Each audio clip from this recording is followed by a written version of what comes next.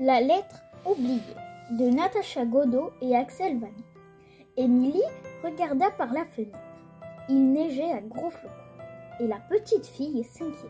« Dis maman, il va neiger longtemps ?»« Quelques jours certainement, répondit sa mère. « Pourquoi ? Parce que demain soir, c'est Noël et j'ai peur que le traîneau du Père Noël ne puisse pas venir chez nous. » « Rassure-toi ma chérie, la neige n'a jamais empêché le Père Noël de distribuer ses cadeaux. Au contraire. » « Comment ça, au contraire ? Les reines adorent zigzaguer entre les flocons, expliqua sa mère. Ils volent 2 fois plus vite en s'amusant ainsi. » Rassurée, Émilie alla dans le jardin fabriquer un bonhomme de neige. Elle lui planta une coquille de noix à la place du nez, 2 gros boutons pour les yeux, un fil de laine en guise de sourire, puis elle posa sur sa tête le vieux bonnet rouge de sa poupée. « Voici mon bonhomme de neige !» se réjouit Émilie en l'admirant. « J'espère que le Père Noël le trouvera réussi. C'est pour lui que je l'ai fait. » Sur quoi elle rentra à la cuisine boire un bol de chocolat chaud. Lucas, son voisin, arriva en même moment. « Bonjour Émilie, tu vas bien ? Je viens emprunter la boîte à outils de ton père.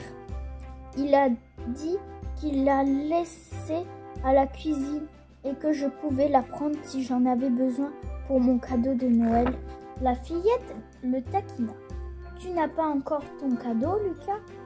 C'est demain soir, Noël. »« Oui, mais je sais que j'aurai ma voiture télécommandée, » assura-t-il. « Je l'ai demandé dans ma lettre au Père Noël. » Émilie perdit son sourire. Tout à coup, elle répéta en bredouillant. « Ta lettre au Père Noël ? Bien sûr.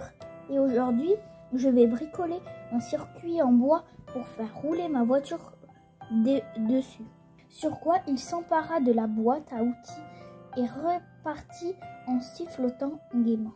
Les larmes aux yeux, Émilie courut à sa chambre. Elle ouvrit le tiroir de son bureau et y trouva sa propre lettre au Père Noël. Elle avait complètement oublié de l'envoyer. « Oh non !» soupira-t-elle. « Maintenant c'est trop tard. Le Père Noël ne m'apportera rien. » Elle fila avertir sa mère qui lui répondit simplement de ne pas s'en faire. Mais la fillette préféra réfléchir à la question. Le Père Noël apporta des surprises aux enfants qui ne savent pas écrire.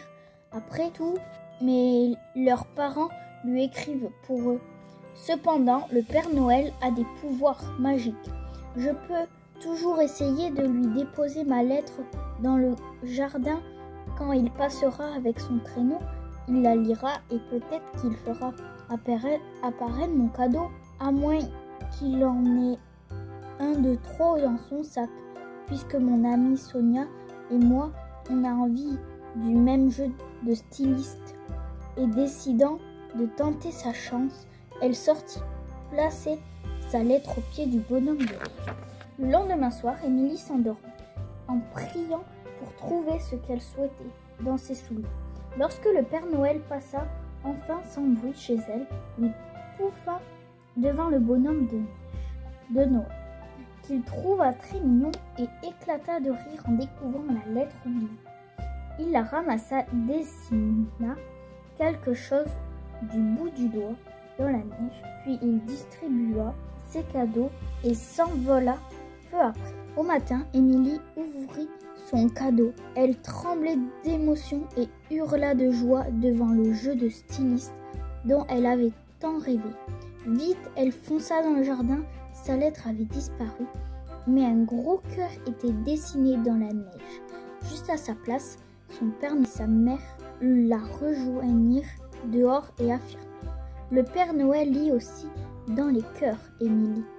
Et ça, au moins, je ne risque pas de l'oublier, » répondit alors la fillette avant de crier vers le ciel : « Merci Père Noël. » Fin de l'histoire.